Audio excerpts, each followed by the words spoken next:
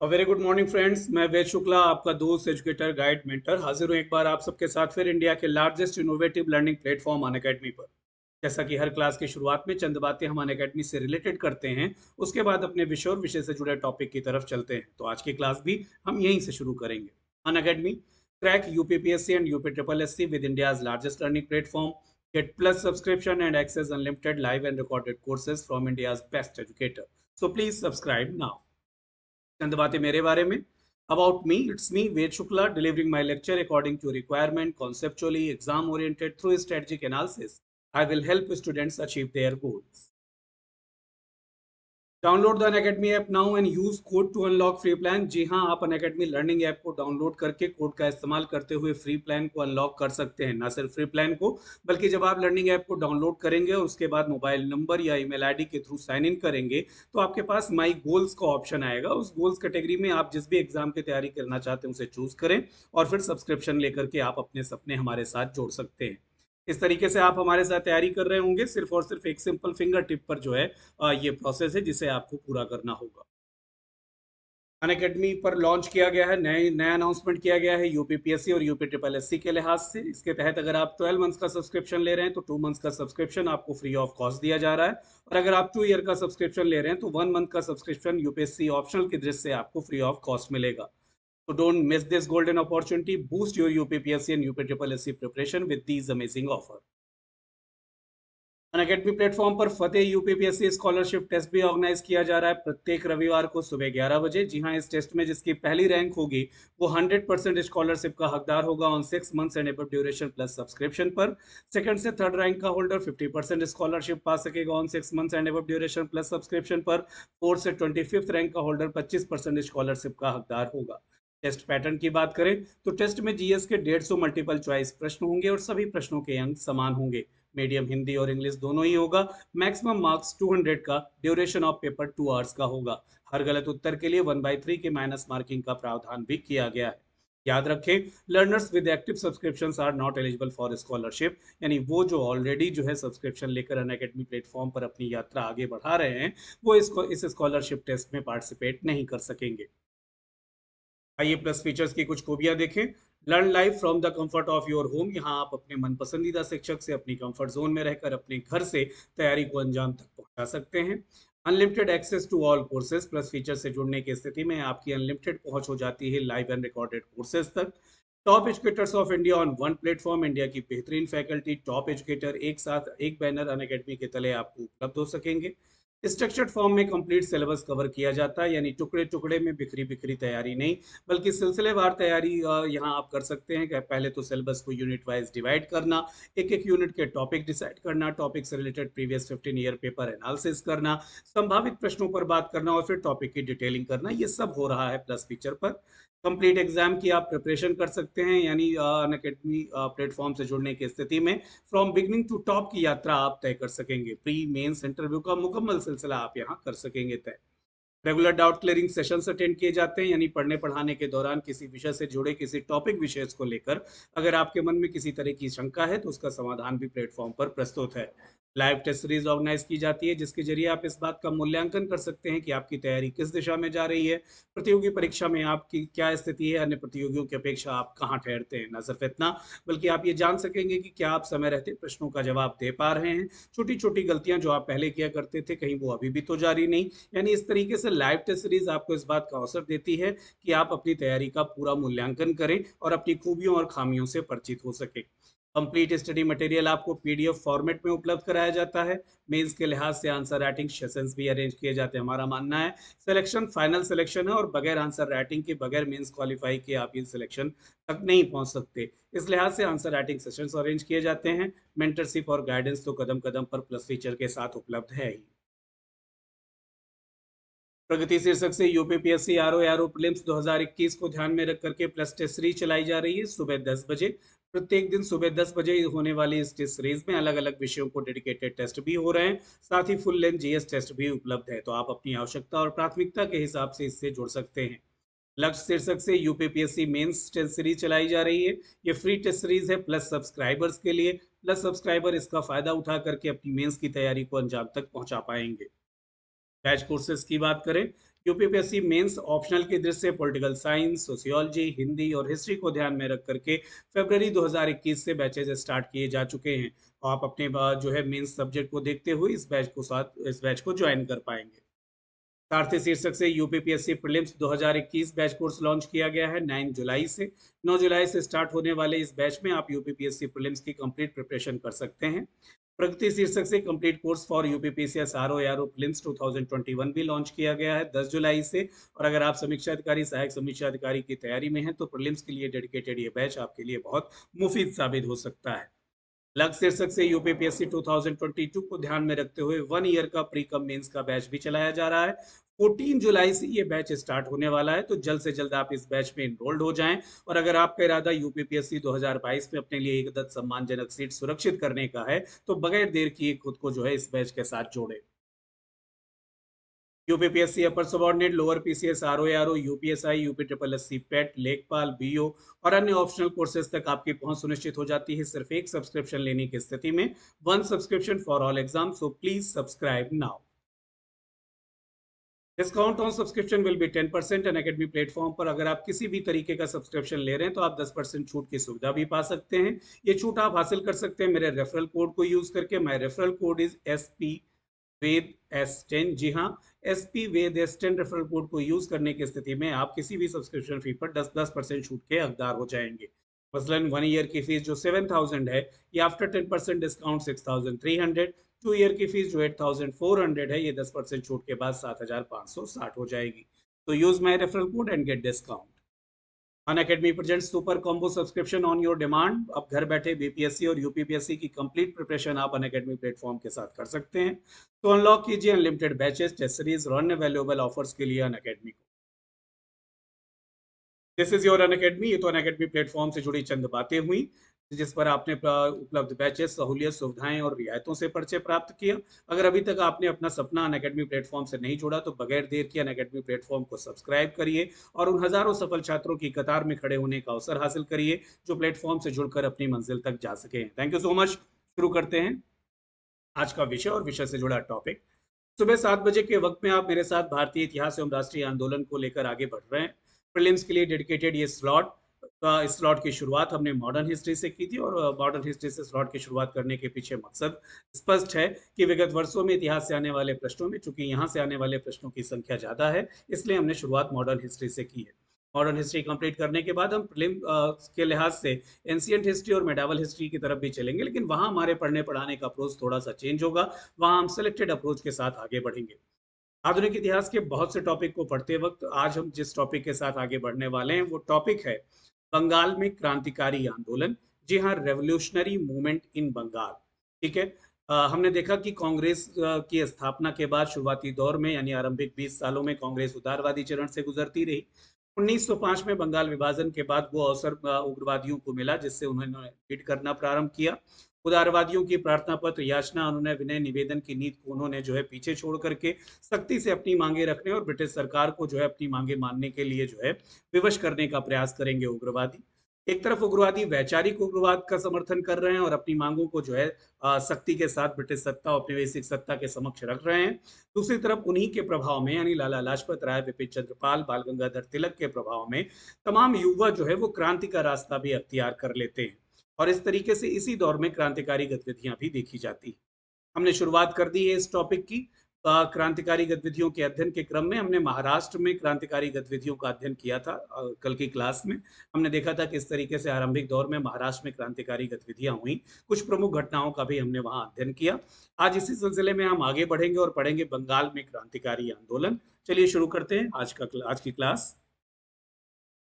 ठीक है, बंगाल में क्रांतिकारी आंदोलन, रिवोल्यूशनरी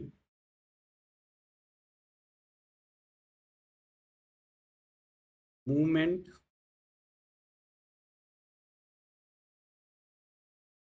इन बंगाल।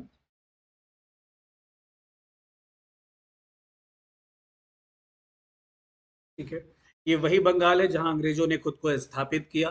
खुद को स्थापित करने के क्रम में प्रशासनिक व्यवस्था कायम रखने की कोशिश में अंग्रेज यही सबसे पहले जो है अंग्रेजी स्कूलों और विद्यालयों की स्थापना करते हैं।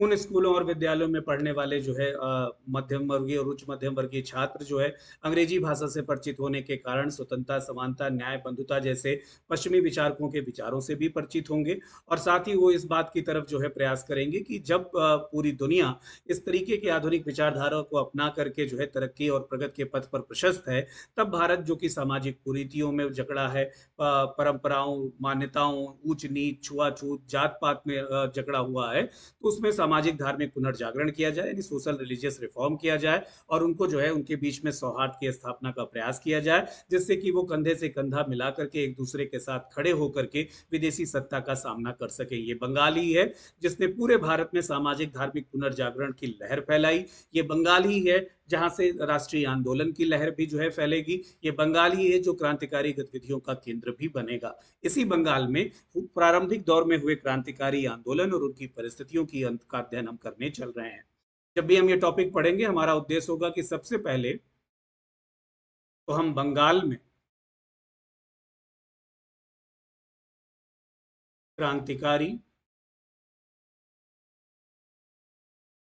आंदोलनों के प्रसार के कारणों पर चर्चा करें कि आखिर वो कौन सी वजहें रहीं, कौन सी परिस्थितियां रहीं जिन्होंने बंगाल में क्रांतिकारी गतिविधियों के विकास में जो है योगदान दिया। और उसके बाद क्रांतिकारी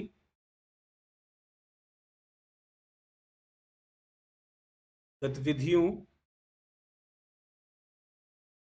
के लिए प्रेरक का काम कर रही पुस्तकों की भी चर्चा करें, प्रेरक का काम कर रहे साहित्य की भी चर्चा करें कि कहाँ से जो है उन्हें प्रेरणा मिल रही थी। ठीक है। और फिर प्रमुख क्रांतिकारी और उनके द्वारा स्थापित संगठनों का भी अध्ययन करें।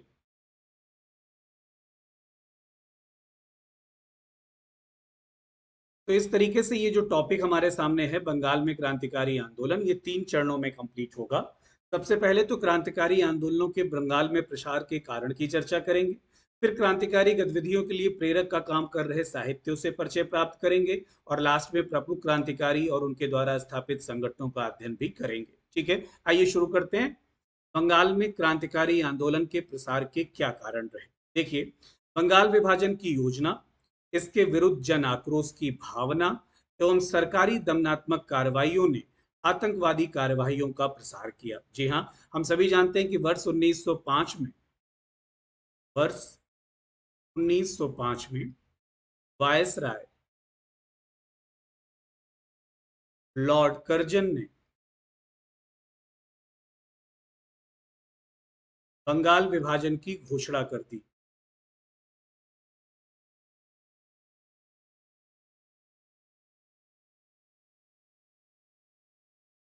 वायसराय कर्जन के द्वारा बंगाल विभाजन की घोषणा के पीछे तर्क दिया कि बंगाल एक बड़ी जनसंख्या और क्षेत्रफल की दृष्टि से बड़ा राज्य है।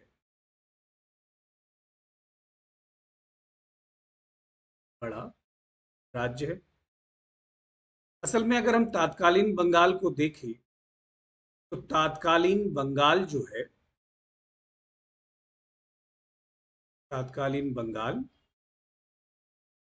ये वर्तमान बांग्लादेश,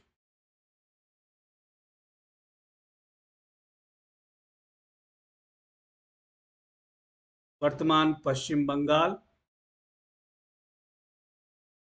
बिहार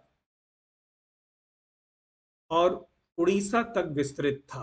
यानी ये सब जो है बंगाल के नाम से संबोधित किए जाते थे। वर्तमान में एक देश बांग्लादेश, पश्चिमी बंगाल, बिहार और उड़ीसा, ये सब बंगाल नाम से जाने जाते थे। तो ये बात तो सही है लॉर्ड कर्जन की कि बंगाल अपेक्षाकृत ज्यादा बड़े क्षेत्रफल पर विस्तृत था और बहुत बड़ी जनसंख्या इसके दायरे में आती थी। लेकिन दरअसल ये कारण जो उनके द्वारा दिया जा रहा है कि इतनी बड़ी जनसंख्या और क्षेत्रफल वाले राज्य पर प्रशासनिक दृष्टि से जो है असुविधा हो रही थी, और इस प्रशासनिक सुविधा को ध्यान में रख करके उन्होंने बंगाल का विभाजन किया। ये बात गले के नीचे नहीं उतरती, है ना। यानी प्रशासनिक सुविधा की दृष्टि से बंगाल का विभाजन अंग्रेजों के द्वारा नहीं किया गया था। दरअसल बंगाल के विभाजन के पीछे वायसराय कर्जन का मकसद साफ है। वो चाहते थे कि संयुक्त बंगाल जो कि एक शक्ति के रूप में है, इसे कमजोर किया जाए। और संयुक्त बंगाल को कमजोर करने के लिए, यानी वास्तविकता जो है वो कुछ और थी। वास्तविकता थी संयुक्त बंगाल को कमजोर करना, और संयुक्त बंगाल को दो टुकड़ों में विभक्त करके कमजोर करने के क्रम में उन्होंने एक और बात का ख्याल रखा। उन्होंने बंगाल को दो भागों में बांट दिया। एक, जिसे उन्होंने कहा पूर्वी बंगाल,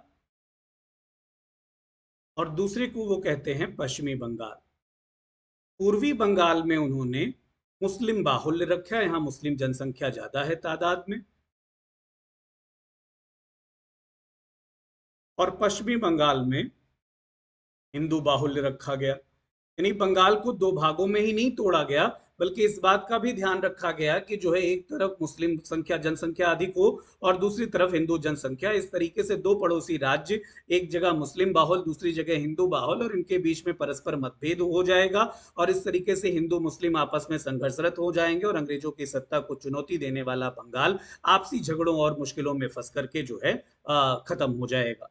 तो बंगाल विभाजन के पीछे मकसद जो है एकदम स्पष्ट है, संयुक्त बंगाल को कमजोर करना, और इसके लिए उन्होंने मुस्लिम बाहुल्य पूर्वी बंगाल और हिंदू बाहुल्य पश्चिमी बंगाल में बंगाल को बांट दिया। हालांकि तर्क दिया था कि बंगाल की बड़ी जनसंख्या और क्षेत्रफल की दृष्टि से बंगाल में प्रशासनिक सुविधा नहीं हो रही काम को कार्यों के संपादन में, इसलिए प्रशासनिक सुविधा की दृष्टि से बंगाल को दो भागों में तोड़ना पड़ रहा है। ठीक है। लेकिन उस वक्त के पढ़े लिखे शिक्षित बंगाली इस बात से बखूबी परिचित थे कि अंग्रेजों का हिडन मोटिव क्या है, इसलिए उन्होंने बंगाल विभाजन का विरोध किया। और बंगाल विभाजन के विरोध में भारत में स्वदेशी आंदोलन जैसी नए आंदोलन के तरीके अपनाए गए। स्वदेशी आंदोलन, वही स्वदेशी आंदोलन जिसमें दो विषयों पर काम किया गया। एक, स्वदेशी वस्तुओं और संगठनों को प्रोत्साहन देना।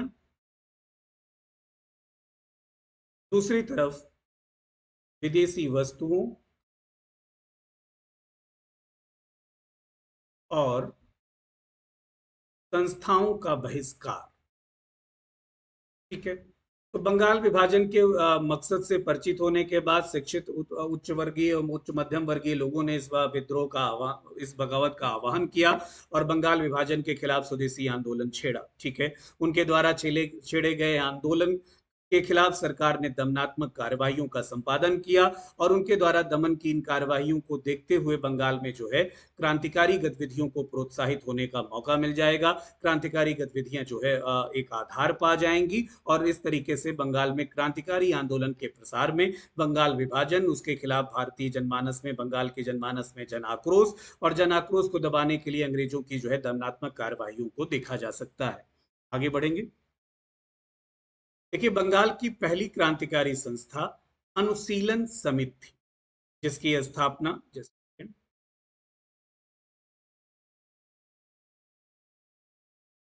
सेकेंड। हाँ, तो बंगाल की पहली क्रांतिकारी संस्था अनुशीलन समिति थी, जिसकी स्थापना 24 मार्च 1902 को प्रमथनाथ मित्रा और पुलिन दास द्वारा व्यायामशाला के रूप में की गई थी।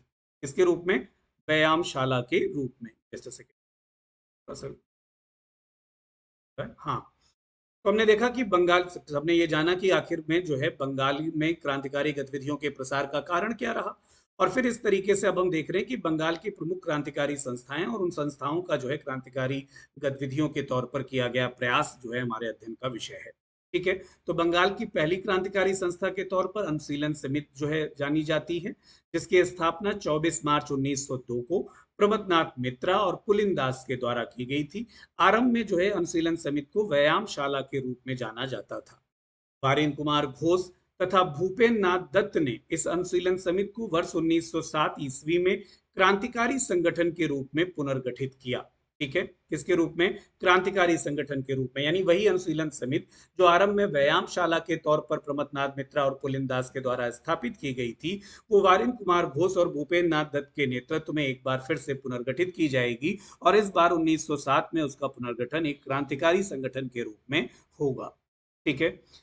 बंगाल से क्रांतिकारी समाचार पत्रों जैसे ब्रह्म बांधव उपाध्याय द्वारा संध्या, अरविंद घोष द्वारा वंदे मातरम तथा भूपेन्द्र नाथ दत्त द्वारा युगांतर आदि का प्रकाशन प्रारंभ किया गया।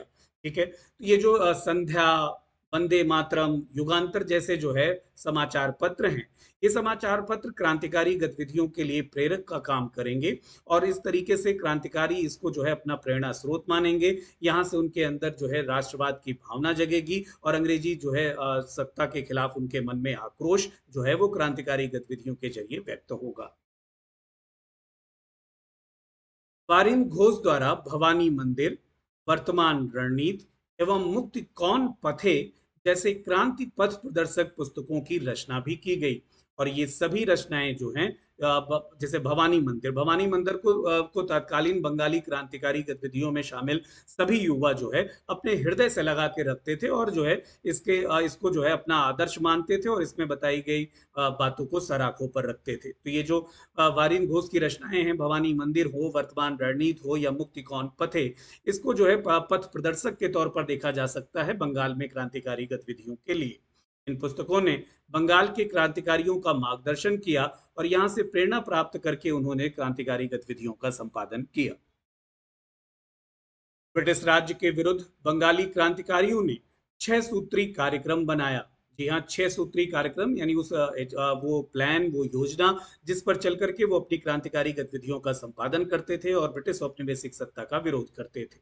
देखिए जरा, प्रेस के द्वारा जोरदार प्रचार के जरिए शिक्षित वर्ग में ब्रिटिश राज्य के प्रति घृणा की भावना उभारना।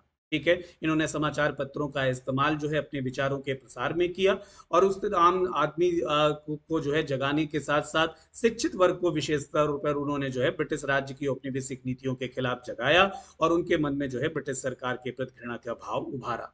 ठीक है, इन्होंने देश के शहीदों की जीवनियों को संगीत और नाटक के द्वारा लोगों के सामने रखकर मातृभूमि के प्रति प्रेम जागृत करने का प्रयास किया। जगह जगह नुक्कड़ नाटक आयोजित किए गए। संगीत और नाटकों के जरिए इन्होंने जो है देश के शहीदों की जीवनियों को से लोगों को परिचित कराया और इस तरह उनके बदन में रक्त का संचार तेज करके ब्रिटिश सत्ता के खिलाफ जो है उन्हें लामबंद करने का प्रयास किया।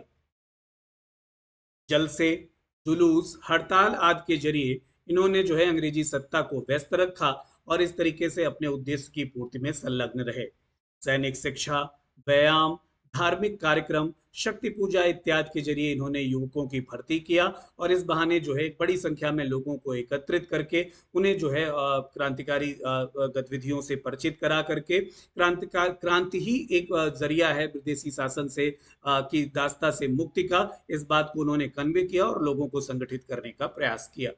इनका उद्देश्य हथियार प्राप्त करना, जैसे बम बनाना, बंदूकें इत्यादि चोरी करना, विदेशों से शस्त्र खरीदकर देश में चोरी छिपे लाना और उसके जरिए जो है बगावत की आवाज को बुलंद करना था। ये चंदे और डकैती के जरिए पैसा भी इकट्ठा किया करते थे ताकि क्रांतिकारी गतिविधियों के संपादन में आर्थिक जो है समस्या न खड़ी हो सके। इस तरीके से 6 जो है एजेंडे थे इनके और इन 6 एजेंडों पर काम करके ये अपनी क्रांतिकारी गतिविधियों को जो है सफलतापूर्वक अंजाम देना चाहते थे। आइए देखें बंगाल के प्रमुख क्रांतिकारी संगठन कौन से हैं, वन बाय वन हम देखेंगे।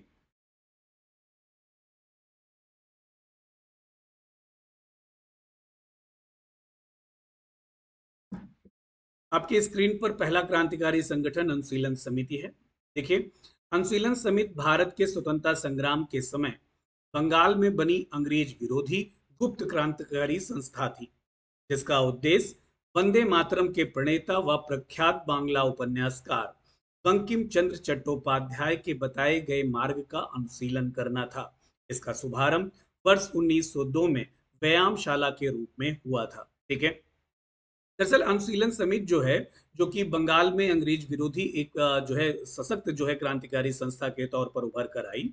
ये संस्था स्थापित की गई है बंकिम चंद्र चट्टोपाध्याय के बताए गए मार्ग का अनुशीलन करने के लिए, क्योंकि उनके मार्ग के अनुसरण के उद्देश्य से इस समिति का गठन किया गया, इसलिए इसका नामकरण अनुशीलन समिति किया गया। ये वर्ष 1902 में आरंभ में व्यायामशाला के रूप में स्थापित की गई। शुरुआत में अनुशीलन समिति का नाम भारत अनुशीलन समिति भी था, जिसके प्रथम अध्यक्ष प्रमथनाथ मित्रा और उपाध्यक्ष चितरंजन दास थे। जी हाँ, शुरुआती दौर में भारत अनुशीलन समिति के नाम से अनुशीलन समिति ने अपनी गतिविधियों का संपादन किया, जिसके अध्यक्ष प्रमथनाथ मित्रा और चितरंजन दास हुए। इसकी प्रमुख गतिविधियों में स्थान स्थान पर शाखाओं के माध्यम से नवयुवकों को एकत्र करना, उन्हें मानसिक व शारीरिक रूप से शक्तिशाली बनाना, ताकि वे अंग्रेजों का डटकर मुकाबला कर सकें। उनकी गुप्त योजनाओं में बम बनाना, शस्त्र प्रशिक्षण देना व दुष्ट अंग्रेज अधिकारियों का वध करना भी शामिल था। ये जो है पथभ्रष्ट अंग्रेज अधिकारियों के वध के जरिए ये जो है उनको मिसाल बनाते थे कि अगर भारत में किसी भी तरीके की अवैध गतिविधि में संलिप्त कोई अंग्रेज अधिकारी होगा तो उसका हश्र यही होगा, और इस तरीके से अंग्रेजों को जो है इस कुत्सित कार्यों को करने से रोकने का ये इन्होंने प्रयास किया। ठीक है, तो इनके जरिए सबसे पहले तो शाखाओं का आयोजन किया जाता था, जहां बड़ी संख्या में नवयुवक एकत्रित होते थे। उनके मानसिक और शारीरिक विकास पर के लिए ये काम करते थे। नाम ही देखिए, इनका आरंभिक दौर में व्यायामशाला था, यानी इनको पता है कि क्रांतिकारी गतिविधियों का संपादन करने के लिए शारीरिक तौर पर जितना सामर्थ्यवान होना है, उतना ही आवश्यक मानसिक तौर पर सामर्थ्यवान होना भी है। इसलिए इन्होंने मानसिक व शारीरिक सामर्थ्य विकसित करने और अर्जित करने पर जोर दिया। ठीक है, और अंग्रेजी उपनिवेशिक सत्ता का अगर मुकाबला करना है तो ये अनिवार्य शर्त थी, जिसके लिए इन्होंने जो है इस एजेंडे पर काम किया। इन्होंने अपनी क्रांतिकारी गतिविधियों के संपादन में गुप्त तौर पर बम बनाना, शस्त्र प्रशिक्षण देना तथा अंग्रेज अधिकारियों के वध को भी शामिल कर रखा था। वर्ष 1907 ईस्वी में कलकत्ता में वारिंद्र घोष और भूपेन्द्र नाथ दत्त के द्वारा अनुशीलन समिति का पुनर्गठन किया गया, जिसका प्रमुख उद्देश्य था खून के बदले खून। जी हाँ, अनुशीलन समिति का पुनर्गठन एक क्रांतिकारी संगठन के तौर पर वारिंद्र घोष और भूपेन्द्र नाथ दत्त ने किया 1907 में, और इन्होंने सीधे सीधे अपना मोटा उद्देश्य बताया कि खून के बदले खून, अगर अत्याचार हो रहा है तो जवाब जो है हिंसक ही होगा। ठीक है, इन्होंने टिट फॉर टैट जैसे को तैसा पॉलिसी पर काम करने का संकल्प लिया। आइए देखते हैं अगली संस्था, ढाका अनुशीलन समिति। कलकत्ता की अनुशीलन समिति की ये दूसरी शाखा है, जो ढाका की अनुशीलन समिति नाम से जानी जाती थी। इसकी स्थापना नवंबर 1905 ईस्वी में पुलिन बिहारी दास और प्रमथनाथ मित्रा द्वारा की गई थी। ठीक है, तो ढाका अनुशीलन समिति की भी कार्यशैली वही होगी जो अनुशीलन समिति की थी। उद्देश्य दोनों के जो है ब्रिटिश औपनिवेशिक सत्ता का विरोध है और भारतीयों के हित को सुनिश्चित करने और उनके हक की लड़ाई लड़ना है। ठीक है, देखिए, बंगाल के विभाजन के बाद बंगाल के उग्रवादी राष्ट्रवाद को तीव्र प्रेरणा प्राप्त हुई। अनेक गुप्त क्रांतिकारी समितियों की स्थापना भी हुई इसी दौर में, जिसमें विपिन बिहारी गांगुली द्वारा स्थापित आत्मोन्नत समिति, मायमेन सिंह की सुहृदय समिति तथा साधना समिति और बारिशाल की स्वदेश बांधव समिति महत्वपूर्ण है।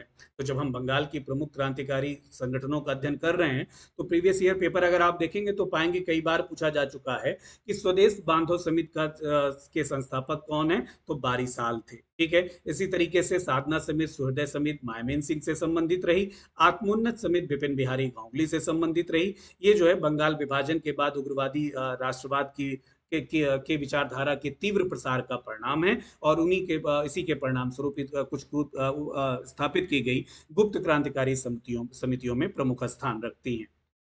आगे चलेंगे। युगांतर नामक पत्रिका को आधार बनाकर युगांतर समिति की स्थापना की गई, जिसने वारिंद्र कुमार घोष के नेतृत्व में बंगाल में क्रांति का बिगुल बजा दिया। जी हाँ, बंगाल में क्रांतिकारी गतिविधियों में महत्वपूर्ण रोल है युगांतर समिति का, जिन्होंने जो है क्रांतिकारी गतिविधियों का सफलतापूर्वक आयोजन किया। ठीक है, इसी युगांतर समिति से जुड़े हुए थे खुदीराम बोस और प्रफुल्ल चाकी। जी हाँ, खुदीराम बोस और प्रफुल्ल चाकी, जिन्होंने जो है बम कांड किया था, मुजफ्फरपुर के जो है सत्र न्यायाधीश के ऊपर बम फेंका था, वही खुदीराम बोस और प्रफुल्ल चाकी जो है खुदा इसी युगांतर समिति के सदस्य, सक्रिय सदस्य के तौर पर जो है जाने जाते हैं। ये देखिए, मुजफ्फरपुर बम कांड जो कि वर्ष 1908 ईस्वी में हुआ। दरअसल डीएच किंग्सफोर्ड कलकत्ता के एक मजिस्ट्रेट थे। नाम था किंग्सफोर्ड। उन्होंने क्रांतिकारियों के विरुद्ध दमनात्मक कार्यवाही को अंजाम दिया था। परिणाम स्वरूप किंग्सफोर्ड को पदोन्नत देकर मुजफ्फरपुर में सत्र न्यायाधीश के पद पर भेजा गया। युगांतर समिति की एक गुप्त बैठक में किंग्सफोर्ड को मारने का निश्चय किया गया। इस कार्य हेतु खुदीराम बोस तथा प्रफुल्ल चाकी का चयन किया गया। 30 अप्रैल 1908 को खुदीराम बोस और प्रफुल्ल चाकी ने किंग्सफोर्ड की बग्घी पर बम फेंका। हिंदुस्तान के इस पहले बम विस्फोट कांड में किंग्सफोर्ड बच गया, किंतु दुर्भाग्य से उस गाड़ी में राष्ट्रीय आंदोलन से सहानुभूत रखने वाले मिस्टर कैनेडी की पत्नी एवं पुत्री जो है बैठी हुई थी, और वो इस बम कांड में मारी गई। ठीक है, तो उद्देश्य तो था किंग्सफोर्ड की हत्या, और इसी उद्देश्य से किंग्सफोर्ड की बग्घी पर 30 अप्रैल 1908 को जो है बम फेंका प्रफुल्ल चाकी और खुदीराम बोस ने। लेकिन ये दुर्भाग्यपूर्ण रहा कि उस वक्त जो है किंग्सफोर्ड उस बग्घी में उपस्थित नहीं थे। बग्घी में मिस्टर कैनेडी की पत्नी और पुत्री थी, वही कैनेडी जो राष्ट्रीय आंदोलन से सहानुभूत रखते थे और भारत के जो है लिए उनके हृदय में एक सॉफ्ट कॉर्नर था। ठीक है, तो मिस्टर कैनेडी की पत्नी और पुत्री इस बम कांड में मारी गई। बैनी रेलवे स्टेशन पर चाकी और बोस को, यानी प्रफुल्ल चाकी और खुदेराम बोस को पुलिस ने घेर लिया, जिसमें चाकी ने अपने आप को गोली मार ली तथा खुदीराम बोस गिरफ्तार कर लिए गए। उन्हें 11 अगस्त 1908 को, ये डेट याद रखिएगा, 11 अगस्त 1908 को लगभग 18 वर्ष की आयु में फांसी दे दी गई। इस तरह से अगर आपसे पूछा जाए कि सबसे कम आयु में फांसी प्राप्त करने वाले क्रांतिकारी कौन थे, तो आपका जवाब होगा खुदीराम बोस, जिन्होंने मुजफ्फरपुर के सत्र न्यायाधीश किंग्सफोर्ड की हत्या का असफल प्रयास किया था बम फेंककर। गिरफ्तार होने के बाद खुदीराम बोस को 11 अगस्त वर्ष 1908 को फांसी दे दी गई। ठीक है, तो ये तो था मुजफ्फरपुर कांड, जिसमें सत्र न्यायाधीश किंग्सफोर्ड को मारने का प्रयास किया गया, लेकिन वो बाल बाल बच गए, और जो है उसमें मिस्टर कैनेडी की पत्नी और उनकी पुत्री जो है मृत्यु हो गई। नेक्स्ट, एक अन्य महत्वपूर्ण घटना जो बंगाल में क्रांतिकारी गतिविधि के तौर पर देखी गई, वो है अलीपुर षड्यंत्र केस वर्ष 1908 का ही। ठीक है, देखिए, सरकार ने मानिक टोला उद्यान एवं कलकत्ता में अवैध हथियारों की तलाशी के लिए अनेक स्थानों पर छापे मारे, और इस छापेमारी में 34 व्यक्तियों को गिरफ्तार किया। इन सब अभियुक्तों को अलीपुर, कलकत्ता में स्थित अलीपुर कारागार में रखा गया। इनमें घोष बंधु यानी अरविंद घोष और बारिन घोष भी शामिल थे। ठीक है, यही मुकदमा अलीपुर षड्यंत्र केस नाम से जाना जाता है। इस केस में नरेंद्र गोसाई, याद रखिएगा, जो कि सरकारी गवाह बन गए थे ब्रिटिशर्स के, नरेंद्र गोसाई सरकारी गवाह बन गए, किंतु सत्येंद्र नाथ बोस तथा कन्हाई लाल दत्त ने नरेंद्र की जेल में ही 31 अगस्त 1908 को हत्या कर दी। इसके लिए दोनों को नवंबर 1908 में फांसी दे दी गई। तो ये अलीपुर षड्यंत्र केस ही है जिसमें जो है नरेंद्र गोसाई सरकारी गवाह बनेंगे, और उनको सरकारी गवाह बनते देख नाराज होकर सत्येंद्र नाथ बोस और कन्हाई लाल दत्त के द्वारा उनकी हत्या कर दी जाएगी। हत्या करने के परिणाम स्वरूप उन पर मुकदमा चलेगा, और 31 अगस्त 1908 को हत्या की जो है उनको सजा फांसी के तौर पर मिलेगी। ठीक है, इस केस में बारिंद घोष गुट के सभी सदस्यों को आजीवन काला पानी की सजा सुना दी गई। प्रसिद्ध वकील चितरंजन दास के अथक प्रयासों के परिणाम स्वरूप अरविंद घोष हालांकि बरी हो गए, और अरविंद घोष अलीपुर षड्यंत्र केस से बरी होने के बाद सक्रिय राजनीतिक गतिविधियों से संन्यास ले लेंगे, और आगे चल करके वो अरोविले आश्रम की स्थापना करेंगे पौंडीचेरी में। अरविंद घोष इस घटना के बाद पौंडीचेरी चले गए और वहां अरोविले आश्रम बनाकर रहने लगे। इसी केस के बाद 11 दिसंबर 1908 को अनुशीलन समिति को गैर कानूनी घोषित कर दिया गया, और इस तरीके से अनुशीलन समिति के तहत होने वाली प्रमुख क्रांतिकारी गतिविधियों को विराम लग गया। ठीक है। अगला केस जो हमें देखना है वो है हावड़ा षड्यंत्र केस, जिसका संबंध वर्ष 1910 ईस्वी से है। देखिए, यह षड्यंत्र बाघा जतिन के नाम से सुप्रसिद्ध जतींद्र नाथ मुखर्जी से संबंधित है। दरअसल डिप्टी पुलिस सुपरिटेंडेंट शमसुल आलम की हत्या के आरोप में बाघा जतिन पर हावड़ा षड्यंत्र केस चलाया गया था। वे ब्रिटिश शासन के विरुद्ध दार्शनिक क्रांतिकारी एवं युगांतर पार्टी के मुख्य नेताओं में से एक थे, जिन्हें हम उनकी बहादुरी और पराक्रम के लिए बाघा जतिन नाम से याद करते हैं। ठीक है। तो प्रश्न बन सकता है कि निम्नलिखित में से किसे बाघा जतिन के नाम से जाना जाता था? तो जतीन नाथ मुखर्जी को। प्रश्न बने कि जतीन नाथ मुखर्जी ने को किसकी हत्या के आरोप में जो है हावड़ा षड्यंत्र केस के अंतर्गत जो है मुख्य अभियुक्त बनाया गया? तो डिप्टी पुलिस सुपरिटेंडेंट शमशुल आलम की हत्या के आरोप में। ठीक है। तो ये था हावड़ा षड्यंत्र केस। फिलहाल बंगाल के में तत्कालीन आरंभिक दौर में जो है हुई प्रमुख क्रांतिकारी गतिविधियों का हमने अध्ययन किया, कुछ केसेस भी जो चले क्रांतिकारियों पर उससे भी हमने परिचय प्राप्त किया। आज की क्लास को फिलहाल यहीं रोकेंगे। आज के लिए मुझे इजाजत दीजिए, कल हाजिर होंगे फिर किसी नए टॉपिक के साथ। This is your Unacademy, subscribe now. Thank you so much. हाँ, जाते जाते एक बात बता दूं कि अगर आप अन अकेडमी प्लेटफॉर्म पर किसी भी तरीके का सब्सक्रिप्शन लेने की स्थिति में हैं, तो आप मेरा रेफरल कोड यूज करके ये सब्सक्रिप्शन हासिल कर सकते हैं। My referral code is SPVEDS10। जी हाँ, SPVEDS10 रेफरल कोड को यूज करते ही आपको सब्सक्रिप्शन फी में 10% डिस्काउंट मिल जाएगा। So use my referral code and get discount. Thank you so much. All the best.